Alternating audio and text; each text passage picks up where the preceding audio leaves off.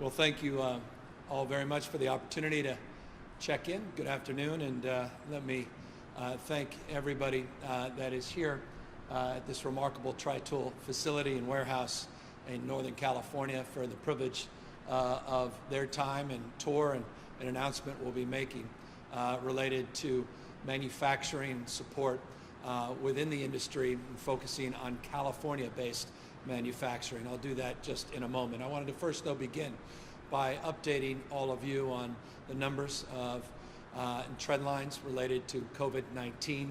I want to make an announcement about one particular county here in the state of California, and then we will introduce this formal partnership with the California Manufacturing and Technology Association in partnership with GoBiz, our state business arm, and Cal OES, our operations of emergency service team. But first, let me just begin with the top line, and that is the total number of new positive cases here in the state of California over the last 24 hours. We report today some 4,890 individuals tested positive for COVID-19. Tragically, we lost 79 lives in the last reporting period, and we have seen a modest increase both in hospitalizations and total number of ICU patients in the state. Hospitalizations went up some 3.3% in the last 24 hours. ICU patient volume went up 4.4%.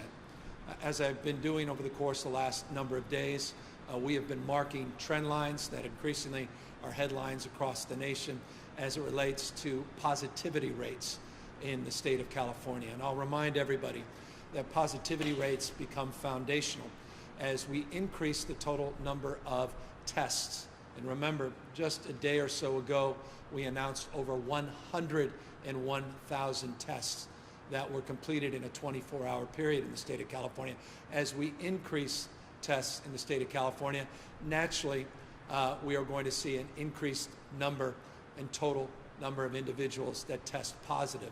It becomes, though, important that we look at positivity rates. That's the percentage of those that we test that test positive to really give us a sign, an indication of what we refer to as community spread. I've noted on charts that I provided over the last number of days that when we did the first 14-day cohort, going back to April, in terms of the positivity rate, we had spiked at 40.8%. Last 14-day cohort period, that is up to date, that includes the last 24 hours, our positivity rate is at 5.3%. That's slightly higher than the 5.1% we saw a few days ago, and the 7-day trend higher still at 5.7%. So positivity rate in the state of California over a 14-day period, 5.3%, over a 7-day period, 5.7%.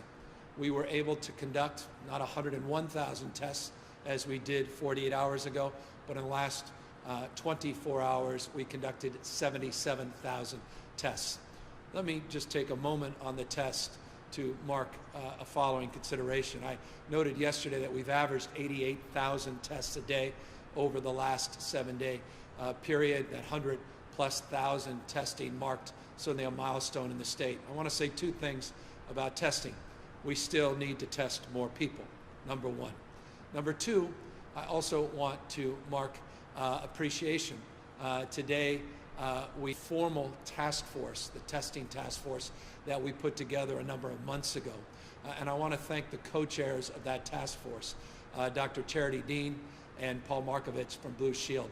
They did an outstanding job. I cannot be more grateful on behalf of a grateful state for their efforts. The fact that we've averaged over 88,000 tests over the last week is testament to their efforts and their entire team that they put together. Recall, just a few months ago, we were testing just shy of 2,500 people every day, 2,500 a day.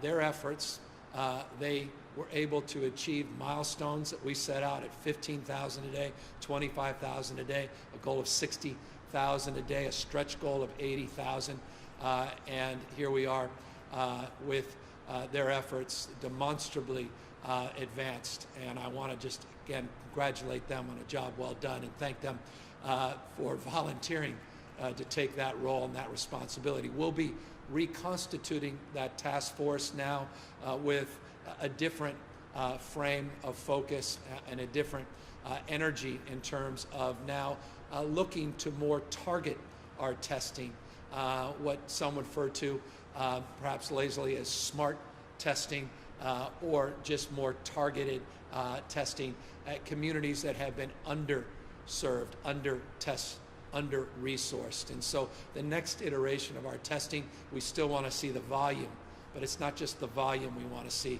We want to see a specificity of testing and a sophistication of the type and target of the testing. And so we'll be making more announcements in the next number of days and weeks related to those efforts. But I just, again, want to thank our co-chairs for their outstanding leadership.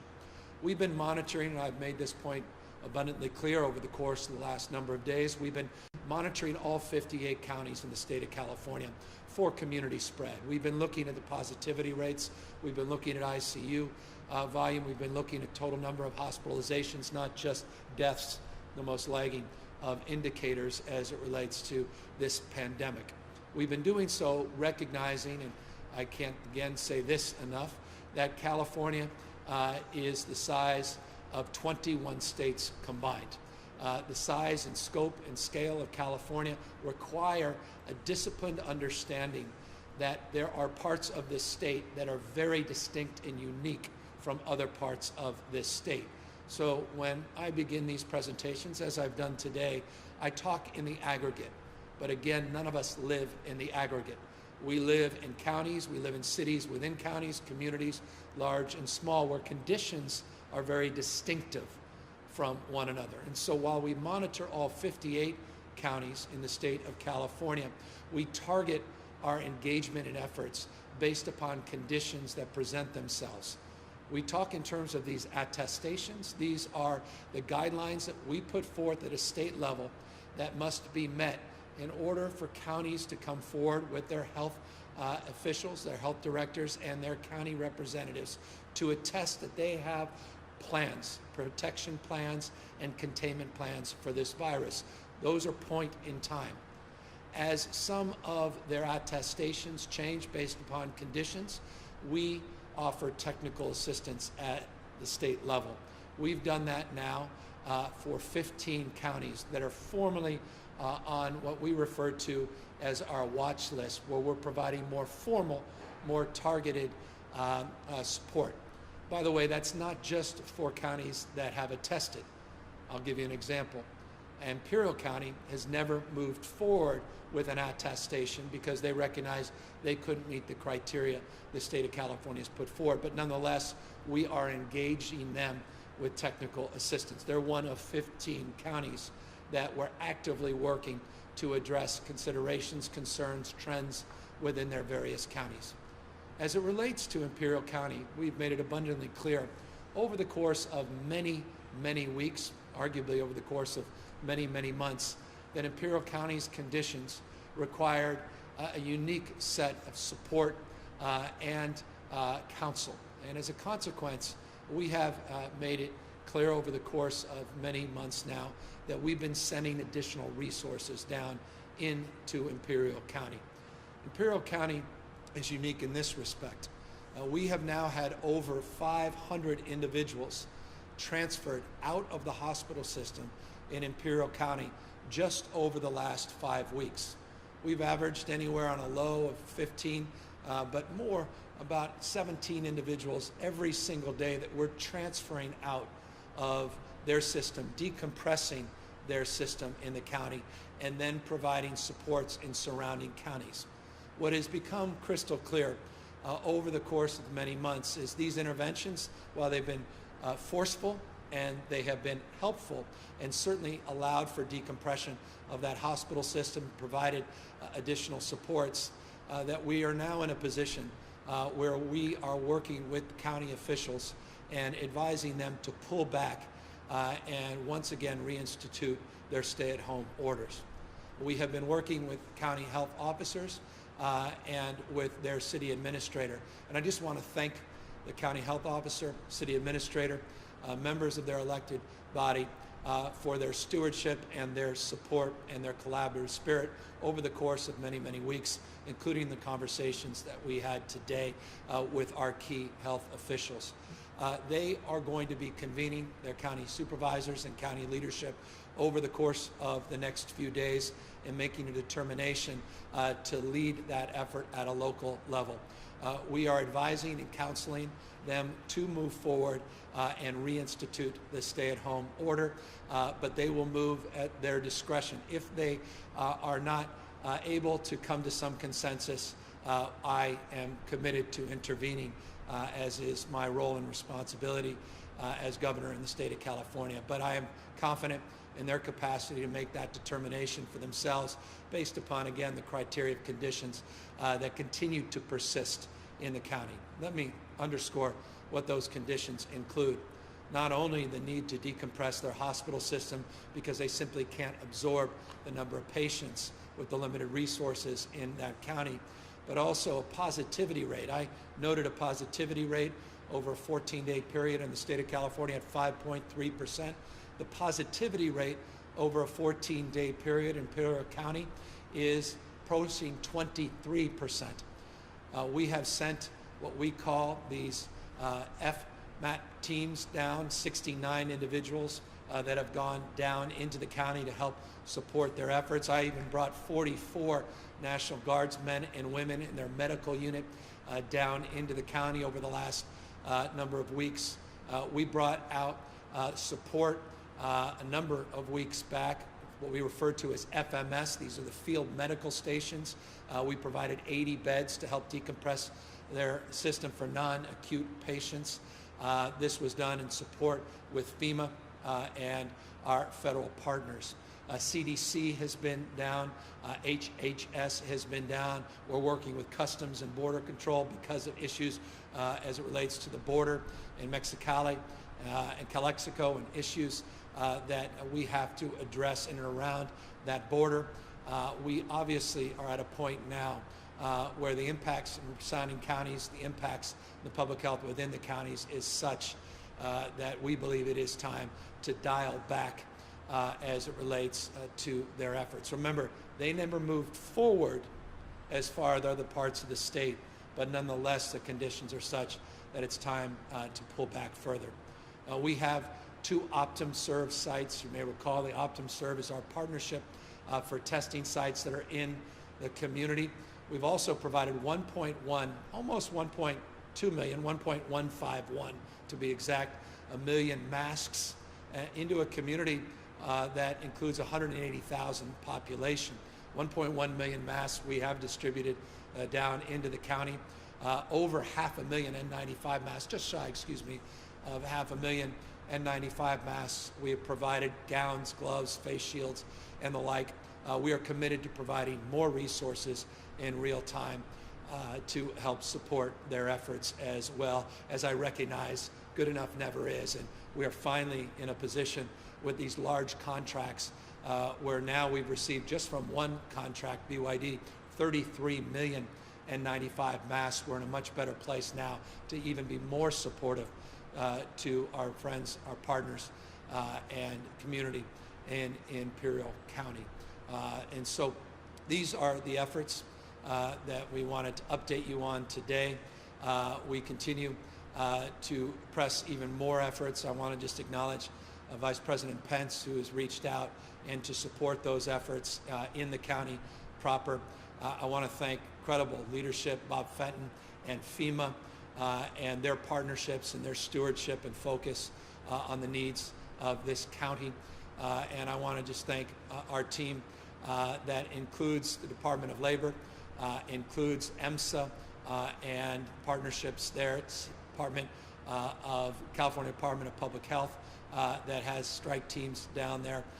In addition now to our agricultural partners and additional partnerships from state agencies that are now helping support the cause of mitigating the spread of this virus in the county. Final point, I also want to acknowledge our leadership of Mark Gilladucci at the Office of Emergency Service. There's one county in the state where we are providing 100% of the costs related to the emergency response. It's in this county where FEMA traditionally will pick up 75% of the cost, 25% of the costs are borne by the state and local government. There's no cost that we are assessing related to that partnership with FEMA in Imperial County. That partnership, we are absorbing those costs, rather, we are absorbing as well. So look, we recognize the economic costs of what we are arguing for.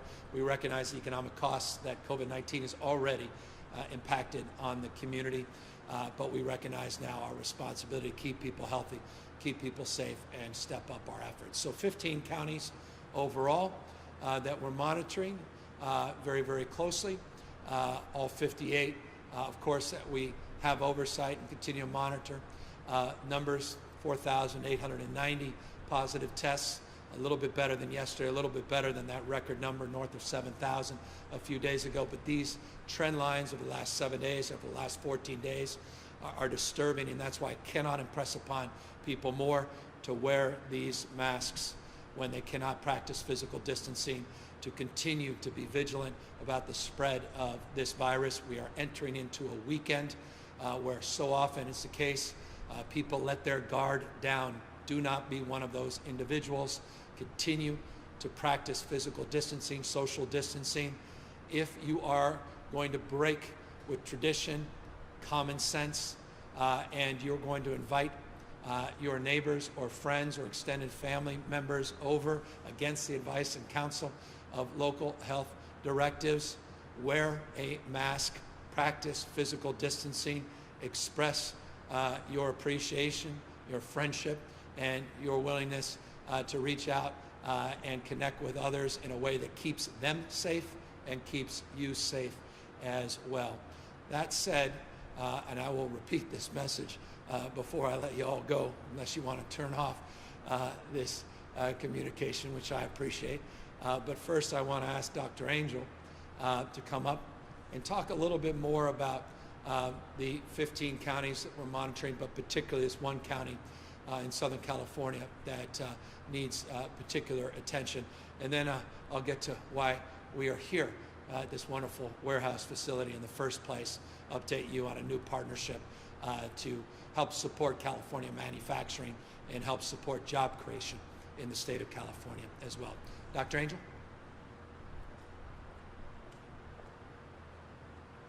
Thank you, Governor, for this opportunity to talk a little bit about Imperial County and why we are sharing this announcement today about our actions in that community. As mentioned, Imperial County is one of 15 counties that are on our county monitoring list. This county monitoring list was created for California to be able to work very closely with our counties, but be there particularly when the needs are most. And those needs that are identified to put one on the county monitoring list includes variables that let us assess the movement of disease, so epidemiologic measures, our understanding of the capacity in the hospital, in the care delivery system, and also an understanding of testing capacity. Those are sort of three simple areas in which we review in order to identify those counties that should be watched and worked with more closely. And we really appreciate the collaboration of all of our counties as we work through this process.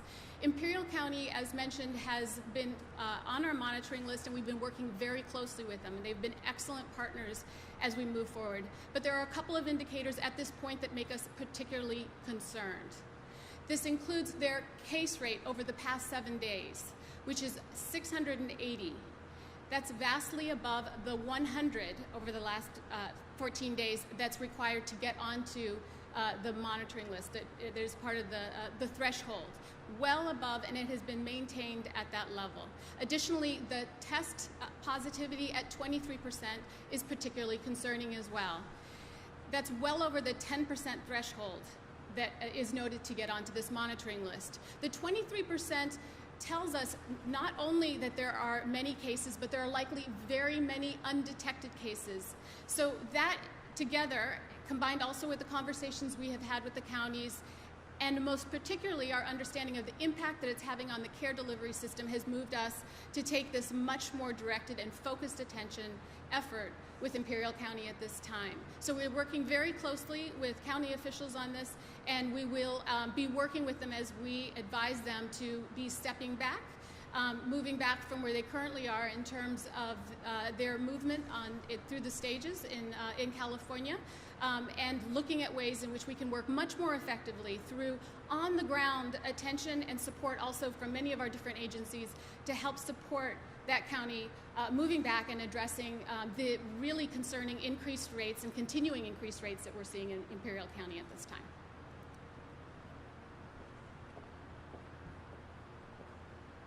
Thank you, Dr. Angel, and thank you for your outstanding leadership, stewardship, and support of the efforts to work through this recent increase in total number of positive cases in the state of California. I want to now just briefly turn to the reason we are here in Tri-Tool manufacturing facility and update you a little bit on some of our efforts to really focus in on California state businesses, California state manufacturing. It is not often stated and not well known that California is the largest manufacturing state in the United States of America. It's a point of pride for many of us that live here, work here, and reside here. Demonstrably, this is one of our more successful manufacturing facilities that you see here. And we're here with a purpose, and that is to emphasize the need for all of us as we work through this pandemic to make sure that California-based manufacturing companies are procuring products for Californians and producing products, for that matter, for the rest of the nation. We want to incentivize more California-based manufacturing, and we want to encourage purchasers of protective gear, gowns, gloves, sanitizers, things like face coverings, face masks, plexiglass shields, and the like. We would want to encourage people to purchase from California-based manufacturers. By the way, that includes the state of California itself. It's not lost on me. The magnitude of this crisis required many of us, including the state itself, not just our federal partners, to purchase so much product to get it at volume overseas. This is an opportunity to learn from this crisis experience and reposition our state. For that matter, we should be repositioning our nation to be better prepared for the second wave of this pandemic, and certainly better prepared for the future to be able to maximize volume at the kind of scale that's required of a state and a nation as large as ours. And so we've been working in partnership with GoBiz, again, our economic development arm in the state, working with California leadership at our Office of Emergency Services to really look at our supply chain needs and to look at the needs of supporting manufacturers in the state of California. That partnership is led, and I'm going to ask Lance to come up here in a moment, by what we refer to in the state as CMTA. And they are the organization that is the champion for more California-based manufacturing. We've been in discussions for the last few months to talk about how we can be more supportive of California manufacturers, how we can encourage California manufacturers to retool their assembly lines potentially to help meet the needs of these critical products, particularly 8 specific products that are non-medical grade products that can help support our efforts in the state of California to keep people healthy and protect them as we work through this pandemic. I have been out, and some of you may have noticed, in some of these manufacturing facilities, Bloom Energy, a number of months ago down in Silicon Valley. They were helping us with repurposing and upgrading some of our ventilators that we had received from the federal government, some from our own cash in the state of California. Today, I'm very pleased that through this partnership with CMTA and a new online portal called safelymakingca.org, safelymakingca.org, that we now have an online portal where people can match their talents, their skills with their needs. This portal is special for a number of reasons. Not only have we vetted the manufacturers, now over 300 that are on this new platform. But we're also making available PPE at no cost to industry associations in this state. I want to repeat that. We are making PPE available, particularly face coverings and hand sanitizer, for trade associations in this state so they can more safely reopen their facilities. Reason we're here at Tri-Tool is they're one of those facilities that has taken advantage, understandably taken advantage of the procurement of these resources so they can safely reopen this facility, reopen to 150 plus people that are working here today. And so we want to encourage people to go to this website, safelymakingca.org, avail themselves, as they say, as supplies last, to the free PPE, face coverings, and sanitizers, and also match up their needs to those that are being made available and those that have been vetted through this site. Let me give you some specific examples.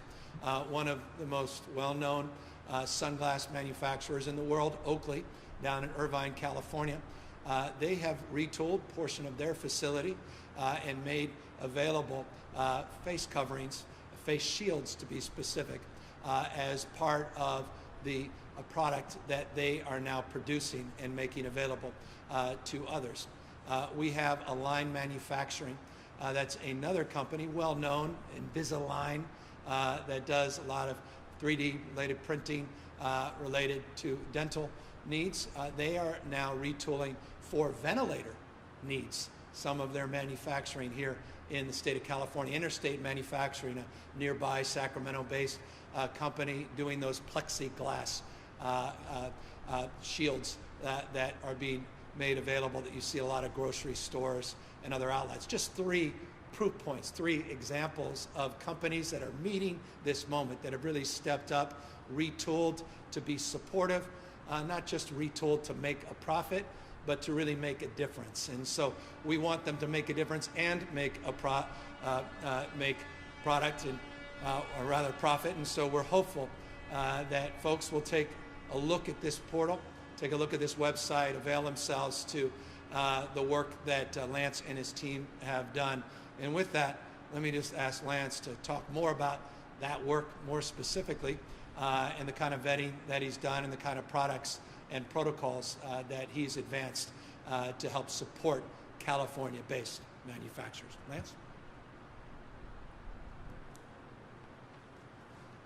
Thank you very much, Governor Newsom, for the opportunity and your leadership during this crisis, the worst in a generation that California has faced. I want to thank the agencies that he mentioned at the beginning, because several months ago we got together and realized that if we didn't do something, the pandemic would get worse. So we sat down with the governor's office, GoBiz, the Office of Emergency Services, and the Department of Technology on the concept of establishing a marketplace for PPE so that we could reopen the economy. And here we are today announcing that. As the governor said, it's safelymakingca.org. We're very proud of the program. It's a marketplace that will link manufacturers with consumers. But in order for us to make that effective and successful, we had industry partners that worked with us, including the California Restaurant Association, California Grocers Association, California Retailers Association, Western Growers, Agricultural Council of California, California Farm Bureau Federation, California League of Food Producers, and locally here, the Sacramento Metropolitan Chamber of Commerce. This collective effort through our trade associations that we're going to really make this project successful and effective.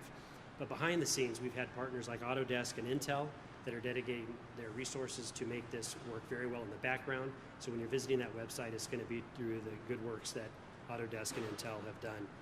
And I'd be remiss if I didn't thank the CMTA team to get us to this point.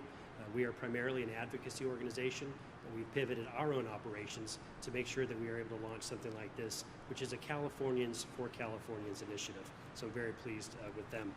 We are here at Tri-Tool, a great CMTA member. As the governor said, they're a recipient of some of the OES-provided PPE. It was just delivered yesterday, and they're using it now, so it's really great. And the governor also mentioned Interstate Plastics, which is just across town right now, making those shields so that restaurants and grocery stores can open up and serve Californians all together. We look forward to this being a successful regional program. That's the magic of it all. And for the coming months ahead, the program will adopt and adapt as necessary. But thank you, Governor, for the opportunity to do this and for helping us launch that very important initiative today.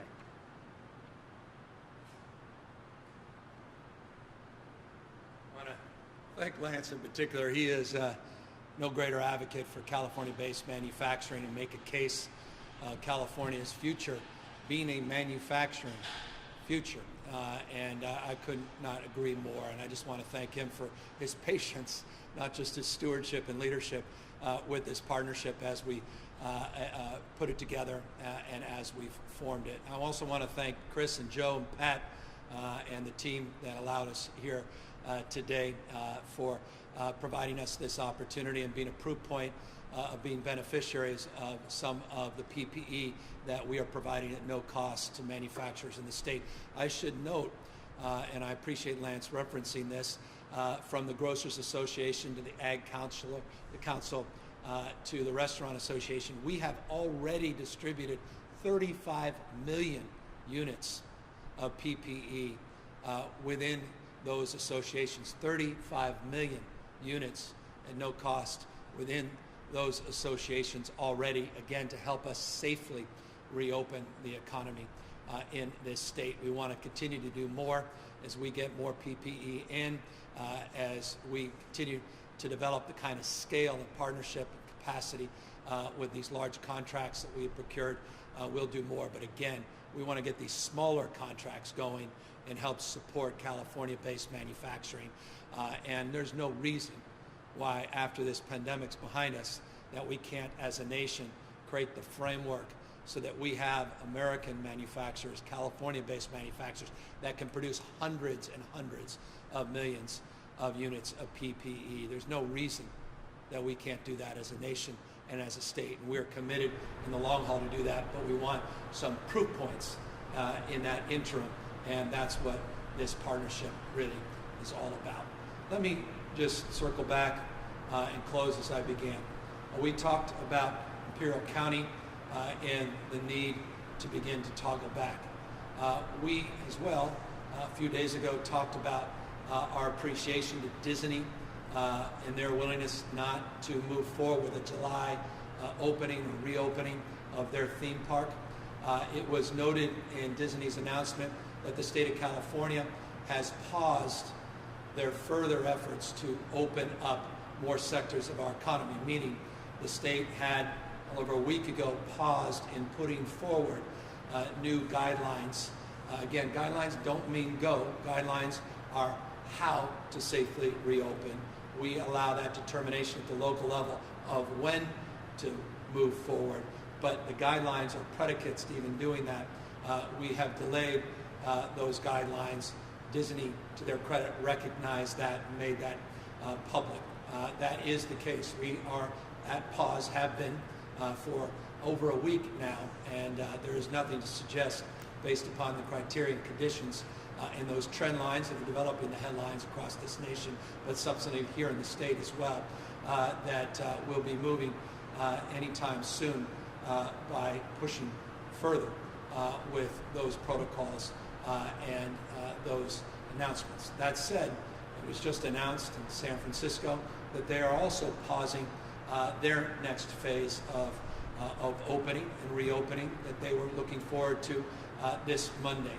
This is exactly how the system is designed in the state of California. Again, parts of this state, rural parts of the state, parts of the state that haven't been impacted by this pandemic, going at different paces with a dashboard responsibility that we have placed on local health officials that we monitor. Other parts of the state going at different paces, and a willingness, again, as always, what we refer to as the sixth indicator, we've talked a lot about last few months, to be able to toggle back and working with partnerships at the local level, Imperial and elsewhere. I expect we'll see that kind of pause, the kind of movement you're seeing in San Francisco, we hope to see in Imperial County take shape. So that's the update for the day, and as always, we look forward to answering a few questions. Hi, Governor. Sophia Bolag here with the Sacramento Bee. I'll be asking questions on behalf of the press today.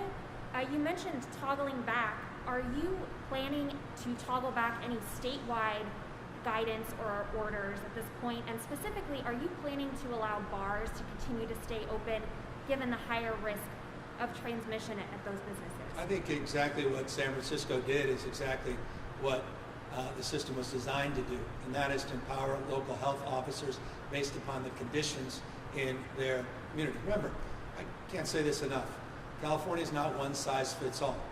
This is not a small state. The population of the state is equivalent to 21 states combined.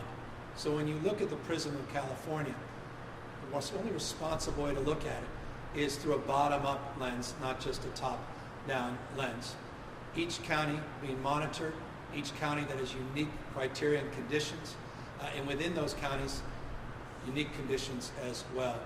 One county, Imperial, clearly the conditions persist that have generated consternation, and we are encouraging and advising them to now pull back and reinstitute a stay-at-home order. I'm very pleased the leadership in San Francisco, their county health directors, I imagine you'll see others doing the same. We have already paused well over a week ago further reopening certain segments of our economy, and we certainly reserve, based upon conditions at the local level, based upon particular criteria that we put forth, and the monitoring of these 15 counties, reserve the right to consider the specifics of the question as it relates to specific sectors within our economy and whether or not we want to pause the reopening or toggle back as well, and we'll make that determination in real time.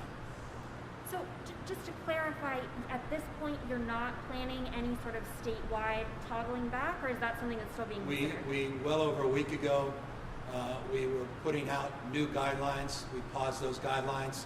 That was exampled in the press release that came out from Disney. Disney, to their credit, did the right thing, recognizing the state was not forthcoming with the new guidelines. There are a number of other guidelines that we were putting out that we had paused over a week ago.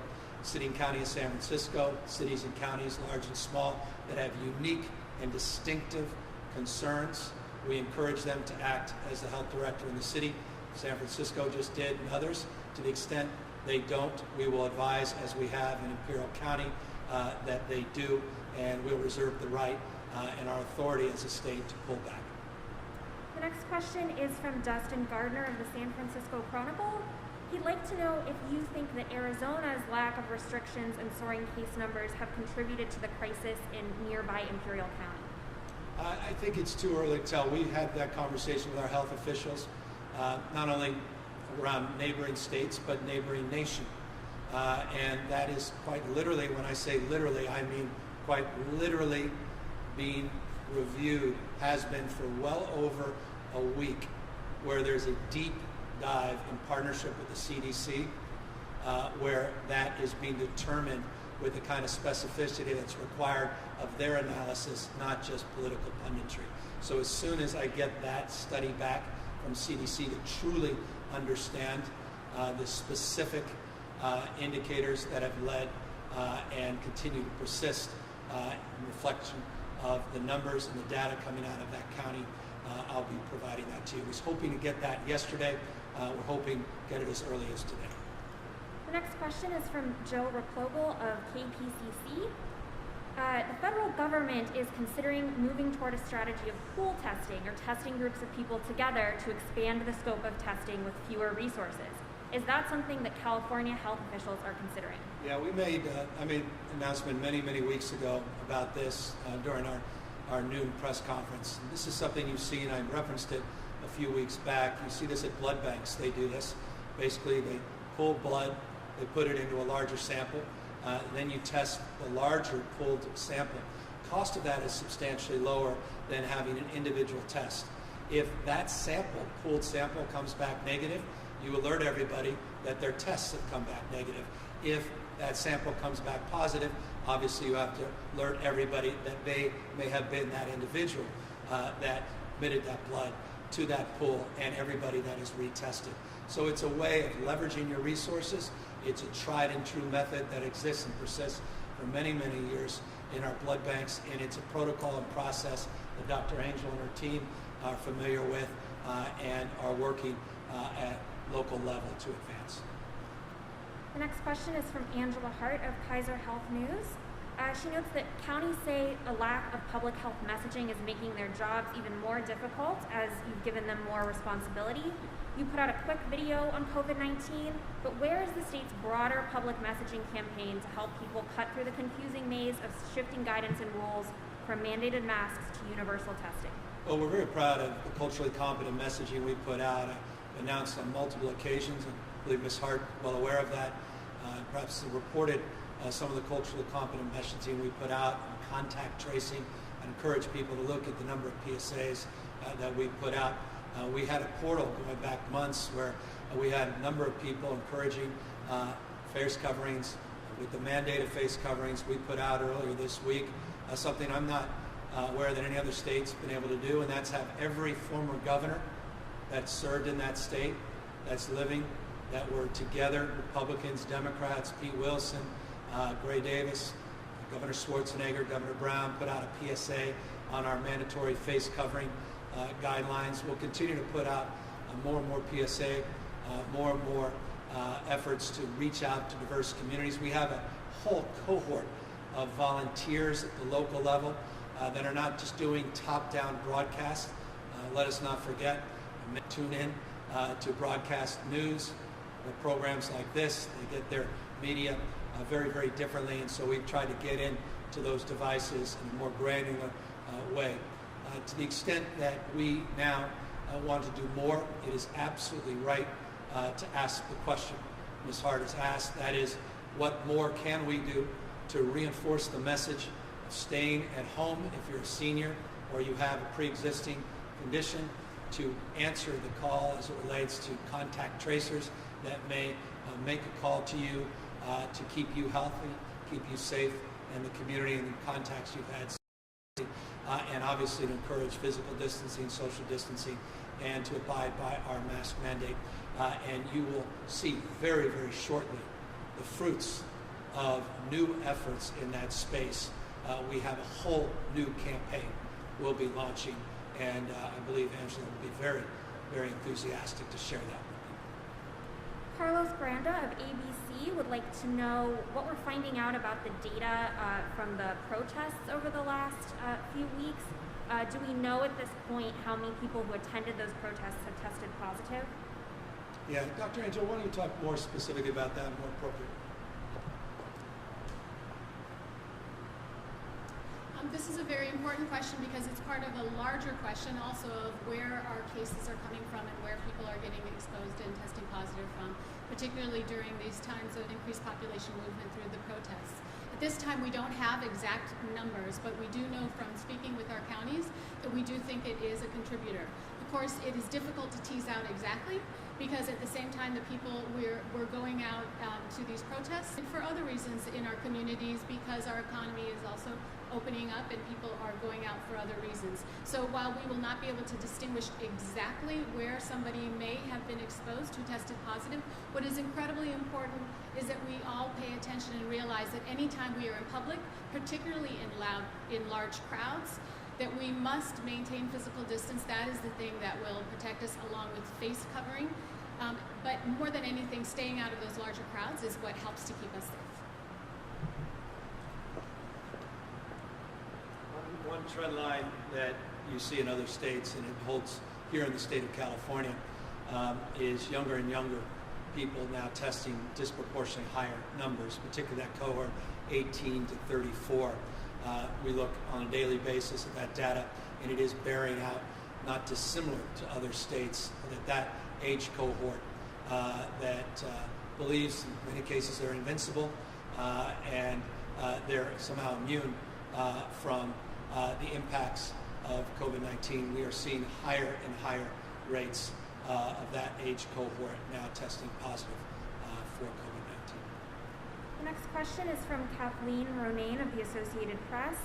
She notes that some of the projections in the data portal you released yesterday are quite stark, hundreds and hundreds of deaths within the next month.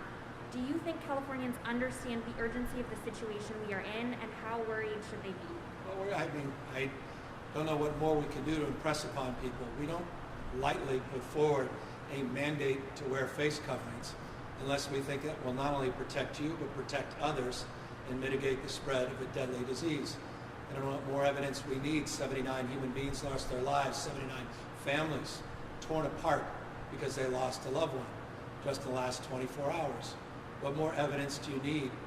Looking at the nightly news, the headlines all across this country, states large and small experience record numbers of COVID-19 cases, hospitalizations going up, number of people on ICUs going up, number of people on ventilators going up. I just sent 76 ventilators down to Imperial County. We are in the midst of the first wave of this pandemic. We are not out of the first wave. This disease does not take a summer vacation. And let us disabuse ourselves that somehow the lazy punditry that was out there, that somehow this is seasonal disease and triple-digit weather will annihilate it. Look at these states that are seeing unprecedented record increases. There's no correlation in that respect, quite the contrary.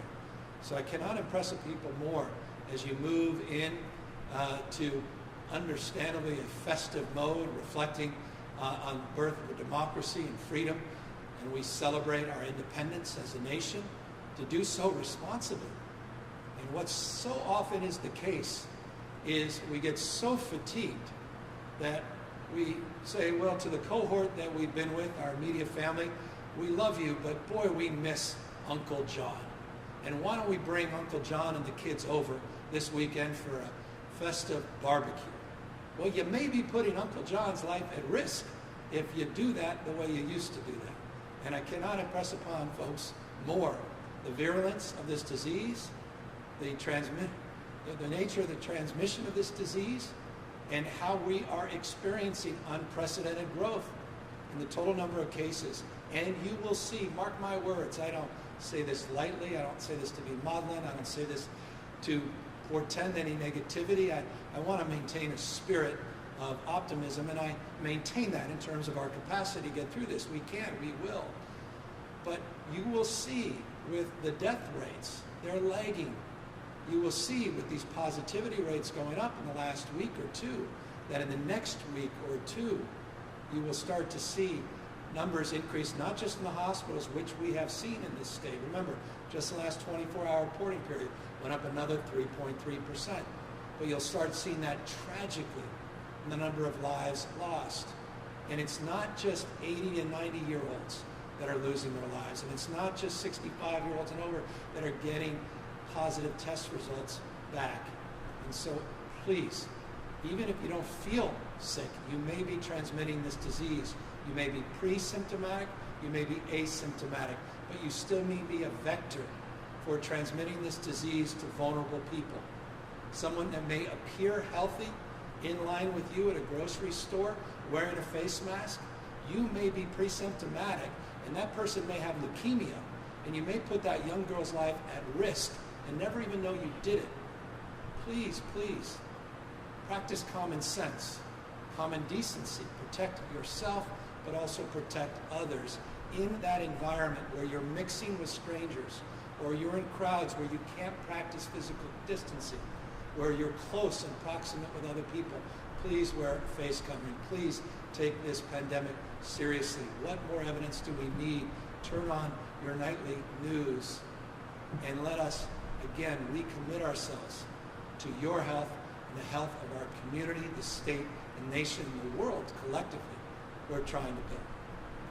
Governor, your administration has really had a focus in the past month or so on putting out guidance so businesses can reopen safely. Has your administration and have you done enough to inform people about the dangers at these small family and friends gatherings where you say that there's an increase in spread?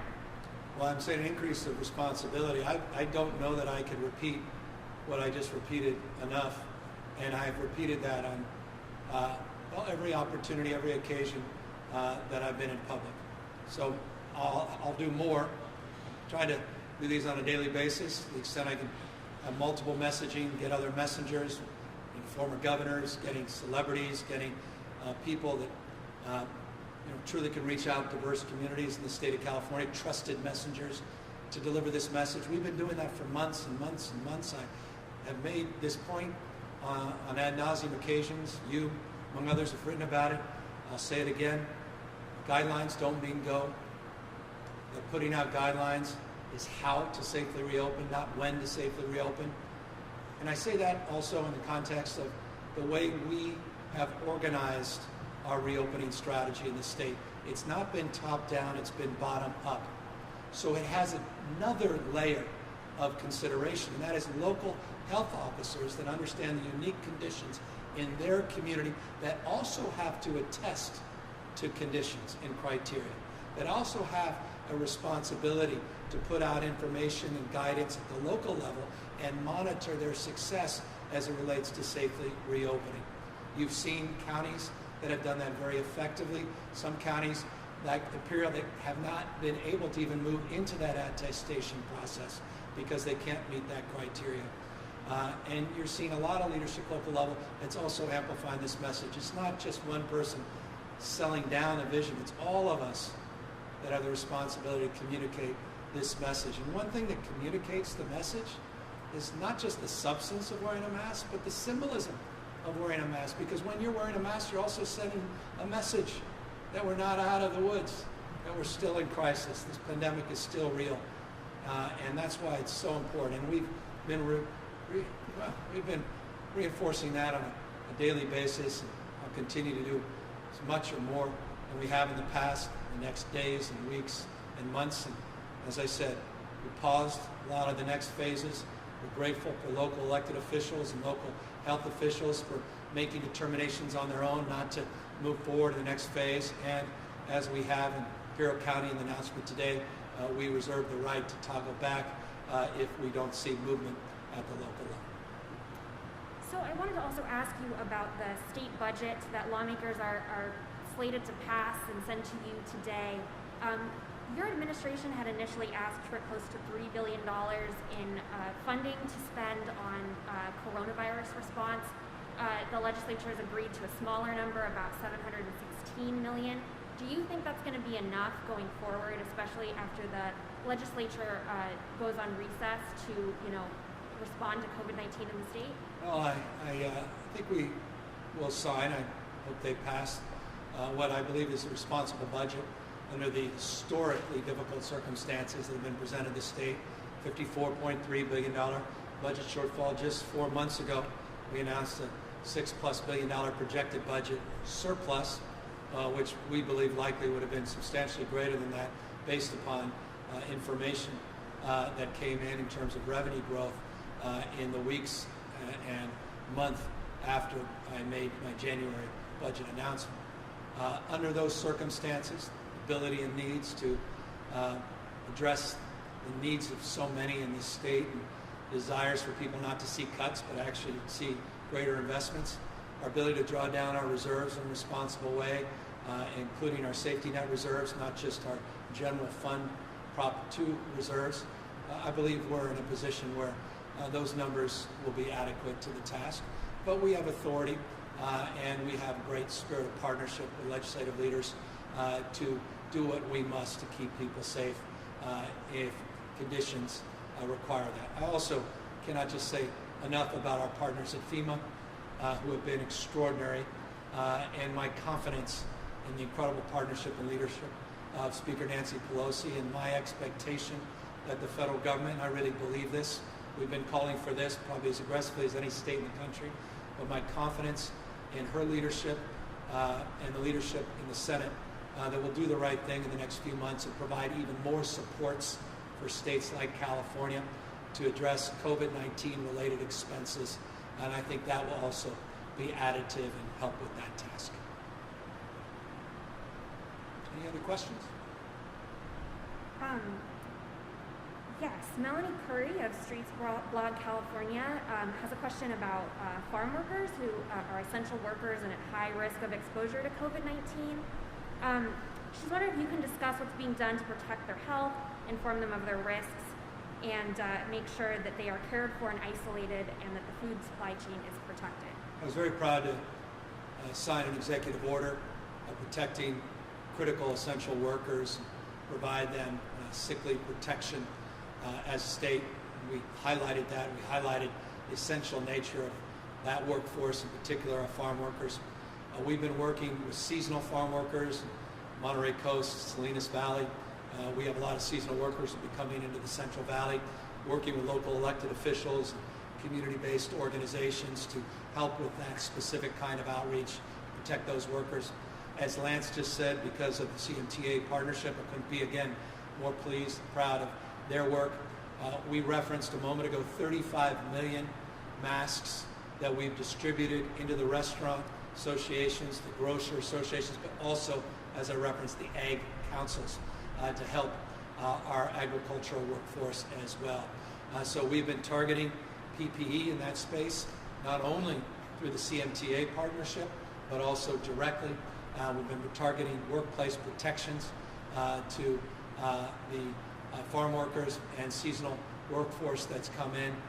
We have a lot more work to do, but we cannot thank our farm workers and those essential workers more, because those are folks that fed us in the midst of this pandemic, those stay-at-home orders, and we owe tremendous debt to that workforce. And my gosh, if there was any moment in our nation's history, particularly this moment with so much division, consternation, fear of the other, focus on xenophobia and nativism, to pause and reflect on what's on our dinner table every single night, and the champions and the heroes that didn't take a day off, put their lives on the line and risk themselves as we were staying home. It's those farm workers, not just in the state of California, but all over the country, that deserve praise and deserve finally recognition. Many, yes, forgive me, that are here without documentation, but we're essential workers that you counted on so you can eat and feed your children. Forgive me for moralizing that, but it needs to be said. It needs to be said much more often than it's been said. And final question from Doug Sovereign of KCBS. As you know, New York and the tri-state area are quarantining visitors from high-risk states. California is still not on their list, but we do exceed their criteria. Have you had any conversations with Governor Cuomo or the other governors about this? Do you agree with their decision to quarantine people from states such as ours? And since we are, by their definition, a high-risk state, why shouldn't we be reinstating shelter-in-place orders? I've got to unpack that.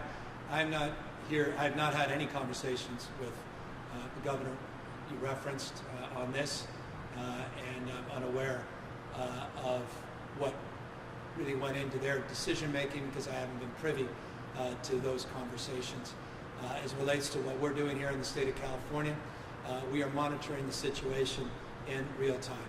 We're advising and encouraging counties like Imperial that have conditions that are presenting themselves to toggle back and to reinduce their stay-at-home order.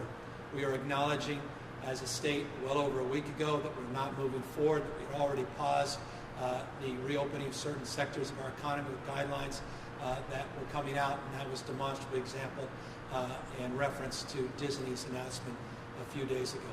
I also, just a few moments ago, reinforced my appreciation for local leadership, least of which leadership in the city and county of San Francisco, where I once served, their health department, their mayor, and others that have also made a determination based upon local conditions to pause. We make decisions in real time based on data.